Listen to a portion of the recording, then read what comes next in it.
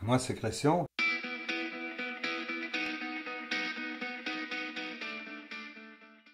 Je me décrirais comme quelqu'un qui vit pour vivre dans l'amour des gens. C'est très important. Mais j'ai cette chance d'avoir eu l'occasion de faire beaucoup de choses dans ma vie et tous mes désirs ont été réalisés. Je rêvais de chanter, j'ai chanté.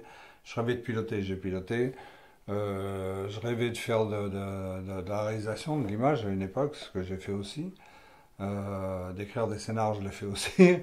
Et je rêvais surtout d'aller vers les autres.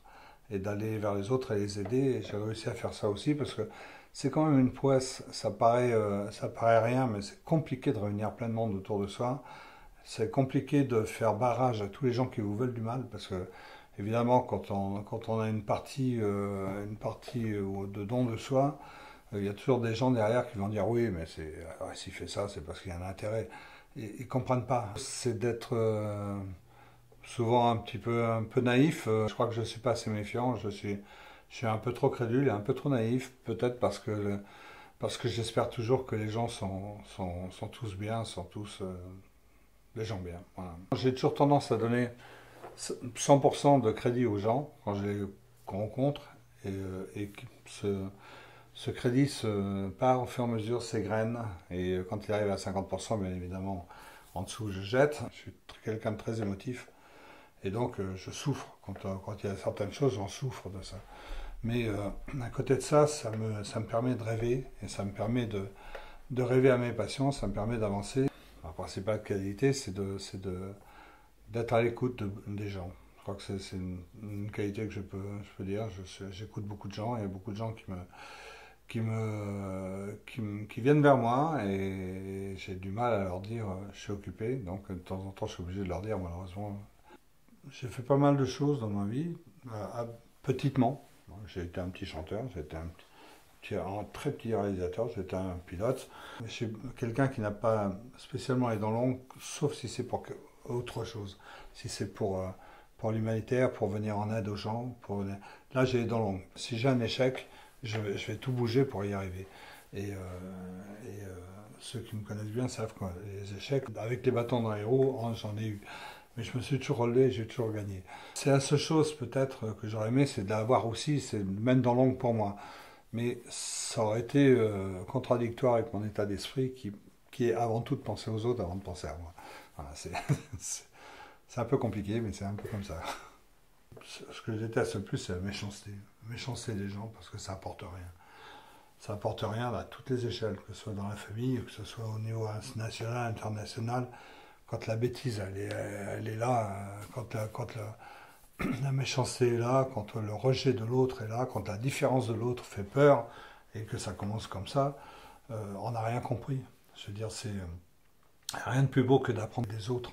Je veux dire, quand quelqu'un arrive et partage sa culture, partage sa façon de voir les choses, faut-il aussi qu'il soit dans le même esprit que nous. C'est-à-dire qu'il y a des tordus aussi de partout. Il y a dans la vie, quelle que soit la culture, le milieu social, le milieu professionnel, le milieu familial, le milieu international, il y a toujours un tiers de cons, un tiers de normaux, un tiers de géniaux. Si on t'emmerde, c'est normal, c'est un tiers de cons. Hein. Donc, accepte-le, ça fait partie de la vie. Mais après, sache qu'à côté de ça, il y a plein de gens, il y a les deux autres tiers qui sont hyper intéressants. Donc, réfugie-toi dans leur affection et tu verras que tu seras heureux. Dans ma vie de chanteur, bon, après, il y a eu des jalousies, des trucs comme ça qui sont venus, qui font, bon, après, on tourne la page, on passe à autre chose. Surtout que dans ce métier, on n'a pas trop l'occasion de rester ensemble. Donc, c'est pas un gros problème quand on tombe sur quelqu'un comme ça, bon, on fait une croix dessus et basta, on va voir l'autre qui est vachement plus sympa. Mais je crois que dans l'humanitaire, ça, c'est ce qui a été le plus dur. C'est-à-dire ces gens qui ne comprennent pas et qui mettent des bâtons dans les roues. On a du mal à croire que les gens soient si bêtes et si méchants que ça, quoi. Donc on voit que leur intérêt passe avant l'intérêt des autres. Et moi, c'est un truc que je ne tolère pas et ça me fout très en colère. Voilà. La joie, les sourires des enfants. On s'occupe de pas mal d'orphelinats dans l'assistance humanitaire internationale. Et lorsqu'on va soit en Indonésie, soit en Afrique, C'est cet accueil des enfants et cet accueil du papa. Enfin, de toute façon, dès qu'on a un certain âge, on est tous des papas. Et ils arrivent avec les mains tendues, ils sautent, ils font des câlins. Enfin, ça, c'est le plus gros bonheur du monde. Enfin, c'est génial. On se dit que bon, bah, tout ce qu'on a fait, c'est pas pour rien, quoi. Ils sont heureux, ils sont heureux de nous voir et ils doivent être heureux de voir qu'ils peuvent compter sur nous. Le bonheur est dans le partage parce que je pense à l'Afrique, par exemple. Si la pauvreté continue, qu'est-ce qui va se passer? Il y en aura combien qui vont traverser la Méditerranée? Et nous, qu'est-ce qu'on va faire? Alors, j'aime bien les gens qui disent, oui, mais vous aidez, il y a des pauvres aussi chez nous. Peut-être il y a des pauvres chez nous, mais s'ils viennent tous là, qu'est-ce qu'on va faire de nos pauvres à nous? On n'arrivera plus à s'en occuper. Donc, l'intérêt, c'est de permettre, d'une façon totalement désintéressée, de permettre à ces gens-là de vivre et d'avoir accès à l'éducation, parce que ça c'est quand même important. C'est de leur donner accès aux soins, parce que mourir à 45-50 ans maximum, c'est pas le pied. Hein, je veux dire, on a la chance d'être là, hein, d'être né en France. On peut partager certaines choses. Quand je vois tous les gâchis qui se font, quand je vois qu'aujourd'hui il est très. Enfin, moi j'ai essayé de récupérer du matériel médical médical, mais surtout médical de pointe. Ça veut dire tout ce qui est REA, tout ce qui est imagerie médicale. L'avenir est dans le partage. Il n'est pas dans le chacun pour soi. Physique, bon, en vieillissant, on perd un peu de force physique, mais c'est normal. Mais je me suis senti très fort à une époque. Bon, rien ne me faisait peur. La force physique, on l'a, mais le mental, c'est le plus important. La force mentale, c'est d'aller jusqu'au bout de ses désirs, c'est d'aller donner de vivre ses passions à fond, voilà, tout simplement. Et tout change tellement dans la vie. Moi, je me souviens que je me suis retrouvé à une époque où j'avais un petit peu arrêté de chanter après l'arrivée du disco.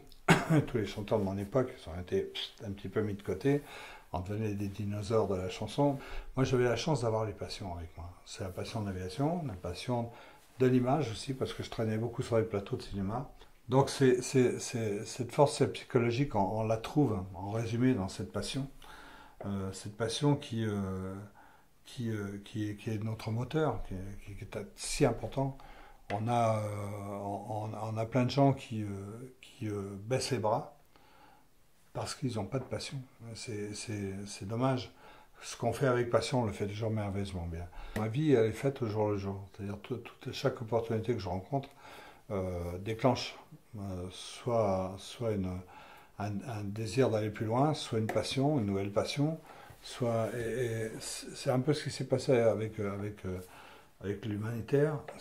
J'étais à un moment de ma vie où je me sentais un petit peu inutile et je faisais de l'image.